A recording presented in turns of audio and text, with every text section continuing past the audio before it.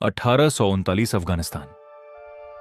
एक ऐसा फैसला जो सिर्फ एक देश का नहीं, पूरे एम्पायर का भाग्य बदल देने वाला था। सोचो जरा, एक तरफ ब्रिटिश इंडियन आर्मी के वो जनरल्स जो खुद इस जुर्म के खिलाफ थे, दूसरी तरफ कुछ पॉलिटिकल एजेंट्स जिनके हाथ में सिर्फ कागज थे और एम्बिशन था बेहद, और बीच में एक ऐसा इंटेलिजेंस रिपोर्ट जो वक्त पे पहुंची ही नहीं। यही एक देरी एक पूरी सल्तनत को दबाने के लिए काफी थी। लेकिन स्टोरी शुरू होती है काफी पहले से। 1830 का दौर था। ब्रिटिश एम्पायर अपनी ताकत के शिखर पर था। हिंदुस्तान पे उनका राज पक्का हो चुका था, लेकिन उनके अंदर एक डर था, रशिया। वो डर जो रात को नींद नहीं आने देता। रशिया धीरे धीरे सेंट्रल एशिया की तरफ बढ़ रहा था, और अगर उसने अफगानिस्तान को अपने हाथ में ले लिया तो ब्रिटिश इंडिया का रास्ता सीधा खुल जाता उसके लिए। यह डर इतना गहरा था कि ब्रिटिश स्ट्रैटेजिस्ट्स ने इसका एक नाम दिया, द ग्रेट गेम। और इस गेम में अफगानिस्तान सबसे बड़ा प्यादा था। उस वक्त अफगानिस्तान पे राज करता था दोस्त मोहम्मद खान, एक श्रीउड, समाजदार और अपनी जमीन से मोहब्बत करने वाला हकीम।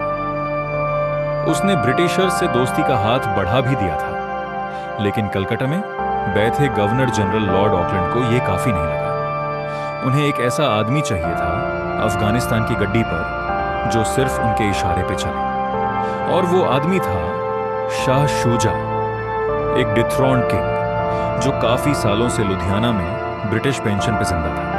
यहां से शुरू होता है असली ड्रामा। ऑकलैंड के करीब थे एक आदमी, विलियम हे मैकनागटन, एक पॉलिटिकल एजेंट, इंसान तेज दिमाग था, एम्बिशन से भरा हुआ। मैकनागटन को लगा यह उनका मौका है, अफगानिस्तान को बर्च पुप्टे स्टेट बनाना, रूस को रोक देना और खुद को हिस्ट्री में दर्ज कर लेना। उसने ऑकलैंड को इस इन्वेजन के लिए माना, फिगर्स दिए, एश्योरेंसेस दिए, वादा किया कि अफगान कौम शाह शुजा का स्वागत करेगी खुले बाहों से। लेकिन एक चीज थी जो मैकनागटन ने नहीं देखी, या शायद देखना ही नहीं चाहा। फील्ड रिपोर्ट्स आ रहे थे, इंटेलिजेंस आ रही थी कि अफगान ट्राइब्स इस इन्वेजन को कबूल नहीं करेंगे, कि दोस्त मोहम्मद के सपोर्टर्स बहुत ज्यादा हैं, कि पहाड़ी रास्ते कितने खतरनाक हैं। लेकिन कलकत्ता में यह रिपोर्ट्स या तो लेट पहुंची या उन्हें उतनी अहमियत नहीं दी गई। कुछ हिस्टोरियंस कहते हैं ये सिर्फ डिले था, कुछ कहते हैं ये डेलिब्रेट ब्लाइंडनेस थी, क्योंकि फैसला हो चुका था और अब कोई बुरी खबर सुनना नहीं चाहता था। आर्मी को मार्च करने का हुक्म दे दिया गया। अप्रैल 1839 ब्रिटिश इंडियन फोर्सेस ने अफगानिस्तान में कदम रखा। पहले कुछ महीने तो ठीक रहे, कंधार आ गया, गजनी की फोर्ट टूट गई और काबुल भी नहीं गया। शाह शुजा को तख्त पे बिठाया गया।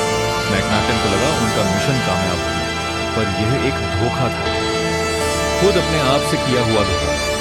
काबुल की गलियान शांत थी जरूर, लेकिन वो शांति कब्रिस्तान वाली शांति थी। अंदर ही अंदर अफगान कौम भड़क रही थी। उन्हें कोई शाह शुजा नहीं चाहिए था, उन्हें ना ब्रिटिश चाहिए थे, ना उनके रूल्स। हर रात ट्राइबल मीटिंग्स होती थी, हर रात एक नया कॉन्स्पिरेसी थ्रेड बनता था, और ब्रिटिश ऑफिसर्स वो काबुल में अपनी कंफर्टेबल रेसिडेंसेस में बैठे थे। फैमिलीज आ गई थी साथ, बॉल डांसेस हो रहे थे, जैसे वह जीते हैं ऐसे ही रहे, एक ऐसी जमीन पर जो कभी उनकी थी ही। मैकनागटन को सिग्नल्स मिल गए। कुछ लॉयल इन्फॉर्मर्स ने कहा साजिश हो रही है। अकबर खान, दोस्त मोहम्मद का बेटा, ट्राइब्स को एक कर रहा है, लेकिन मैकनागटन ने इन रिपोर्ट्स को मिनिमाइज कर दिया। उन्हें लगा ये एग्जैजरेशन है, या शायद वो डर रहे थे। अगर उन्होंने यह सच माना तो उन्हें लंदन को क्या जवाब देना पड़ता। नवंबर 1841 वह रात आई जो हिस्ट्री बदल गई। काबुल में British envoy sir Alexander Burns को उनके घर में घेरा गया। अफगान मॉब ने अटैक किया, वो मार दिए गए। ये सिग्नल था अब तूफान आने वाला है। मैकनागटन अभी भी डील करने की कोशिश कर रहे थे। अकबर खान से सीक्रेटली मिलने गए। शायद उन्हें लगा वह अपनी डिप्लोमेसी से सब कुछ सही कर लेंगे। लेकिन वहां एक ट्रैप था और मखनक्तन वहां से जिंदा नहीं होते। जनवरी 1842 ब्रिटिश फोर्सेस ने कबूल खाली करने का फैसला किया, एक मैसिव रिट्रीट। काफी ज्यादा हवाला दिए जाते हैं इस रिट्रीट के। लगभग 4,500 सोल्जर्स और 12,000 सिविलियंस एक साथ पहाड़ पार करने निकले।